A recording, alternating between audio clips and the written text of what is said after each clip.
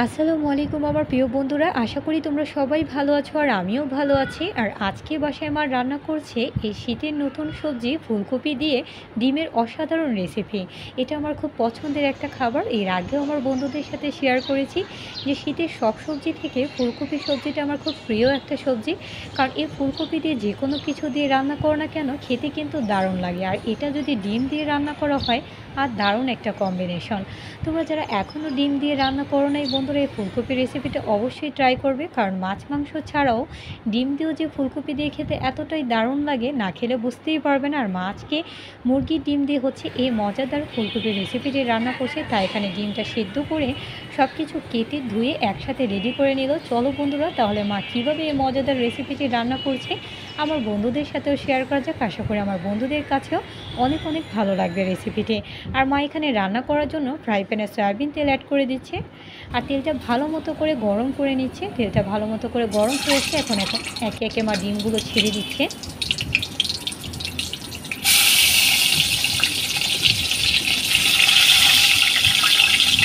আর ডিমগুলোতে মা অল্প একটু হলুদের গুঁড়া দিয়ে দিল। এতে ডিমগুলো দেখতে যেমন কালারটা দারুণ লাগবে আর খেতেও কিন্তু অসাধারণ লাগবে।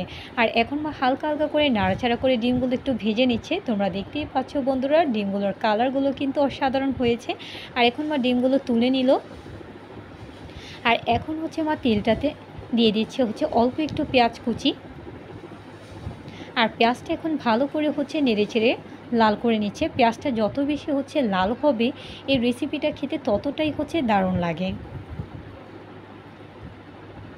আর তোমরা দেখতেই পাচ্ছ বন্ধুরা, আস্তে আস্তে কিন্তু পেঁয়াজটা সুন্দর মতো একদম ব্রাউন হয়ে আসছে। আর পুরোপুরি ব্রাউন হয়ে আসলেই এখন হচ্ছে মা অল্প একটু পানি অ্যাড করে দিচ্ছে।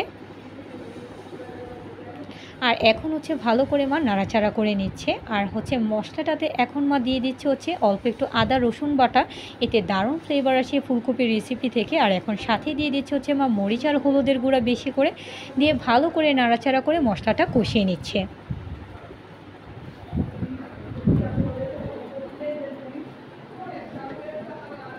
আর এখন মা সাথে দিয়ে দিচ্ছে পরিমাণ মতো লবণ দিয়ে ভালো করে নাড়াচাড়া করে আবারও মশলাটা কষিয়ে নিচ্ছে।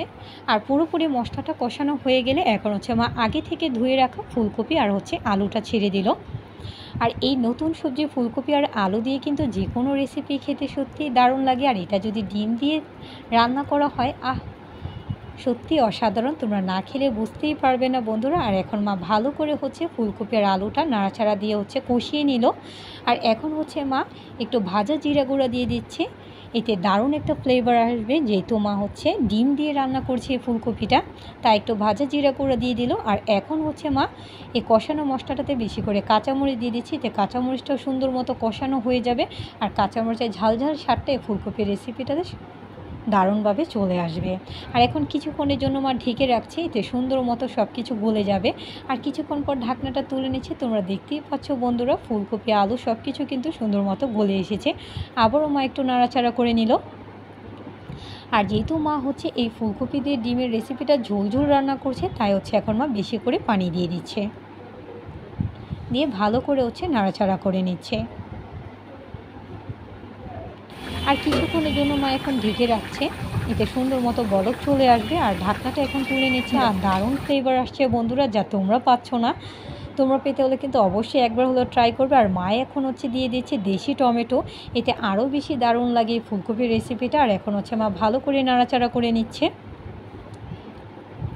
আর টমেটোটা একটু গলতে সময় নেবে, তাই মা আবারও কিছুক্ষণের জন্য ঢেকে রাখলো। আর ঢাকনাটা তুলে নিল। মা এখন হচ্ছে আগে থেকে ভেজে রাখা ডিমগুলো দিয়ে দিচ্ছে। আর এখন মা ভালো করে হচ্ছে ডিমগুলো ঝোলটাতে ডুবিয়ে দিচ্ছে।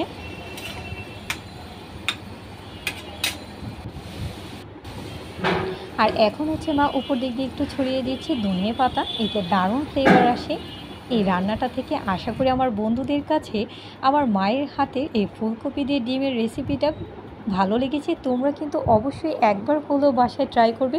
আশা করি আমার বন্ধুদের কাছে আমার মায়ের হাতের এই মজাদার রেসিপিটি অনেক অনেক ভালো লাগবে। আর আস্তে আস্তে দেখতেই পাচ্ছ বন্ধুরা, পুরোপুরি তেল চলে আসলেই নামিয়ে নেব। অবশ্যই কিন্তু লাইক কমেন্ট শেয়ার করতে ভুলবে না। যারা যারা আমাকে সাপোর্ট করেছে অসংখ্য ধন্যবাদ। যারা এখনও সাপোর্ট করেনি, সাপোর্ট করে ফেলো আমার নিত্য নতুন ভিডিও দেখার জন্য। আল্লাহ হাফিজ।